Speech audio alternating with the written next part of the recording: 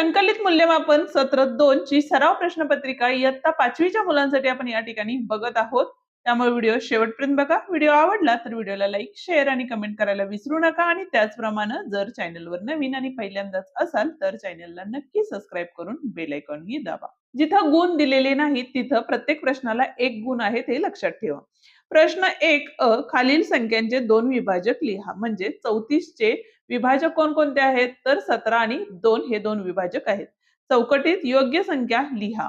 जसे की 7 गुणिले 2 म्हणजे किती होतात 14 येतात. तर या चौकटीत कोणती संख्या लिहिली तर उत्तर आपल्याला 14 मिळणार आहे. म्हणून आपण या ठिकाणी 20 लिहिलेले आहे. आयताचे क्षेत्रफळाचं सूत्र आहे लांबी गुणिले रुंदी. 2 चौरस संख्या लिहा. 2 सांगितलेले आहेत. आपण या ठिकाणी 4 लिहिलेल्या आहेत. ठीक आहे. त्याच्यानंतर बघा पुढील पैकी त्रिकोणी संख्या कोणत्या आणि त्याला गोल करा असं आपल्याला सांगितलेलं आहे. ठीक आहे. आता त्रिकोणी संख्या म्हणजेच कोणत्या संख्या बघा. कोणत्या संख्या आहेत तर या ठिकाणी बघा 3 आहे.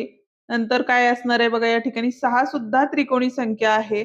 त्याच्यानंतर 10 आहे का नाहीये. त्याच्यानंतर कुठली आहे बघा 15 आहे का आहे. म्हणजे 15 सुद्धा त्रिकोणी संख्या आहे. 15 नंतर येणारी त्रिकोणी संख्या ही कोणती आहे 21 आहे. आणि ठीक आहे या झाल्या आपल्या त्रिकोणी संख्या. 7 ने विभाज्य असणाऱ्या 3 अंकी 2 संख्या लिहा. म्हणजे 7 ने भाग जाणाऱ्या संख्या आपल्याला या ठिकाणी लिहायच्या आहेत. ती आहे 105, 112 आणि पुढच्याही तुम्हाला सांगू शकता तुम्ही. पुढचा प्रश्न आहे बघा. प्रश्न 2 क खालील आकृतीची परिमिती चौकटीत लिहा. परिमिती म्हणजे काय तर सर्व बाजूंची बेरीज म्हणजेच काय असते आपली परिमिती आहे आणि ती आहे 57. घड्याळात दाखवलेली वेळ लिहा. तर या ठिकाणी बघा 7 वाजून 55 मिनिटं झालेली आहेत. म्हणजेच 8ला 5 मिनिटं कमी आहेत. म्हणजेच या ठिकाणी 7 वाजून 55 मिनिट अशा पद्धतीनेही लिहू शकता किंवा 7:55 असंही लिहू शकता. ठीक आहे. जर इयत्ता 5वीचे बाकीचे व्हिडिओ प्रकरणाचे बघायचे असतील तर तेही आपण आपल्या चॅनलवरती अपलोड केलेले आहेत. तेही तुम्ही बघू शकता. पुढचा प्रश्न आहे आपला 1 ते 20 संख्यांपैकी सर्व मूळ संख्या लिहा. मूळ संख्या म्हणजे कोणत्या संख्या ज्या संख्येला कोणत्याही संख्येने भाग जात नाही. फक्त ती संख्या आणि 1 ने भाग जातो अशा संख्या म्हणजेच काय असतात मूळ संख्या असतात आणि त्या आपण या ठिकाणी लिहिलेल्या आहेत. खालील अपूर्णांक दशांश पद्धतीत लिहा असं सांगितलेलं आहे.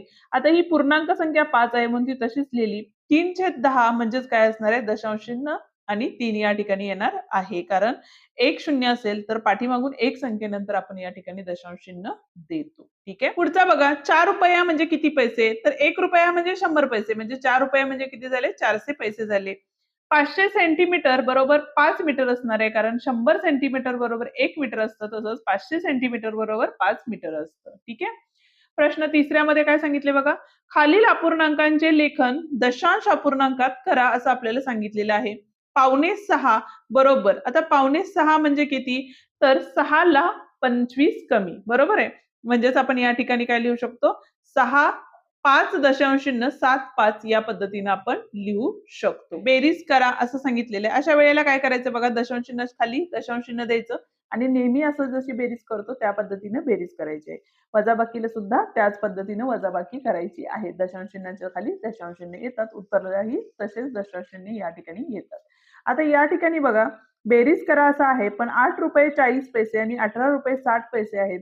रुपयाच्या मध्ये रुपये लिहिले पैशामध्ये पैसे लिहिले.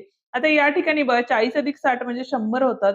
आता 1 रुपया म्हणजे 100 पैसे होतात. म्हणजे हा जो 100चा एक आहे तो हातच्याला घेतला तर या ठिकाणी किती झाले 27 रुपये झाले आणि या ठिकाणी काय झाले 00 पैसे झालेले आहे. ठीक आहे.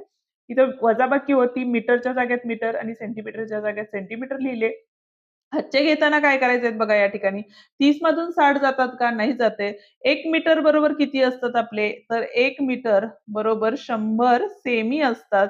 म्हणून 1 मीटर म्हणजे 25 मधला 1 मीटर इकडे दिला तर इथे किती झाले 130 सेंटीमीटर झाले आणि 130 मधून 60 गेले तर 70 राहतात. 24 मधून 17 गेले तर या ठिकाणी किती राहिलेले आहेत 7 राहिलेले आहेत. म्हणजे उत्तर किती आलेलं आहे आपलं 7 मीटर 70 सेंटीमीटर हे उत्तर आलेलं आहे. पुढच्या प्रश्नामध्ये काय सांगितलेलं आहे बघा 12 सेमी बाजू असलेल्या चौरसाचे क्षेत्रफळ किती. आता चौरसाचे क्षेत्रफळ काय असते तर बाजू गुणिले बाजू म्हणजेच 12 गुणिले 12 केले तर या ठिकाणी आपल्याला किती मिळालेलं आहे 144 इतकं मिळालेलं आहे. ठीक आहे. ही आपली सराव प्रश्नपत्रिका आहे. या पद्धतीचे प्रश्न तुम्हाला परीक्षेत विचारले जाऊ शकतात. आता पुढचा प्रश्न आहे आपला योग्य जोड्या जुळवा. यामध्ये बघा 12 ताशी कालमापन दिलेले आहे आणि इथे 24 ताशी कालमापन दिलेलं आहे. ठीक आहे. आता सकाळी 9:10 झाले, म्हणजे सकाळी 9:10 म्हणजे सकाळचेच 9:10च असतात. ठीक आहे. दुपारी 12 नंतर काय होतं, 24 तासाचं रूपांतर होतं. जसं की आता दुपारी किती झाले, 2:10 म्हणजे 12 अधिक 2 किती झाले, 14 झाले.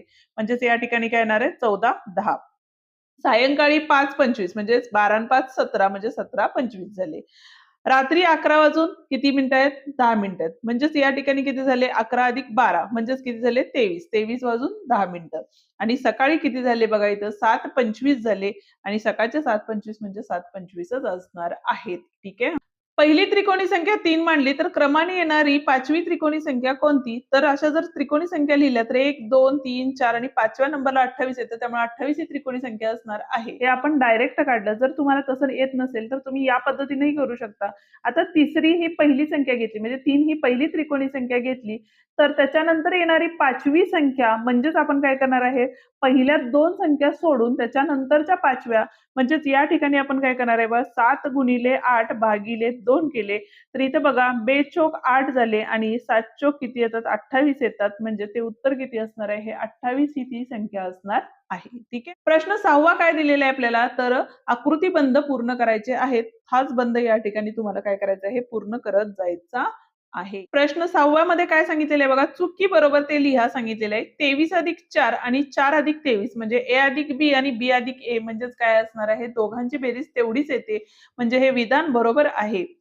चौकटीत आपल्याला यापैकी योग्य चिन्ह लिहायचं आहे. आता इथे बघा 8 आणि 9 17 होतात. 30 भागिले 2 म्हणजे 15 होतात. म्हणजे ही संख्या मोठी आली म्हणून चिन्ह या साईडला झाले.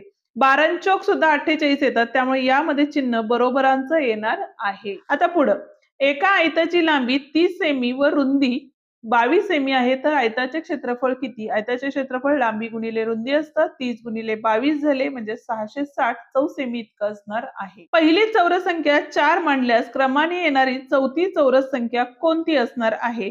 तर या ठिकाणी बघा पहिली चौरस संख्या जर 4 मांडली, क्रमाने येणारी संख्या काढायची झाली तर बघा 1, 2, 3 आणि चौथी येते 36 म्हणजे उत्तर किती असणार आहे याचं, 36 ही संख्या असणार आहे. ठीक आहे.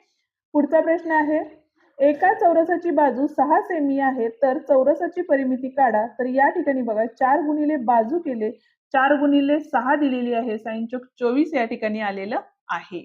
आणि शेवटचा प्रश्न काय सांगितलेला आहे बघा, रामभाऊनी रात्री 10:30 वाजता पाण्याचा पंप सुरू केला व त्याच रात्री 11:15 वाजता बंद केला तर किती वेळ पंप चालू ठेवला? आता बंद किती केला, 11 वाजून 45 मिनिटांनी, बरोबर आहे, 11:15. आणि चालू किती वाजता केला होता, तर 10 वाजून 30 मिनिटांनी. वजाबाकी केली, उत्तर मिळालं 1 तास 15 मिनिटे. ठीक आहे.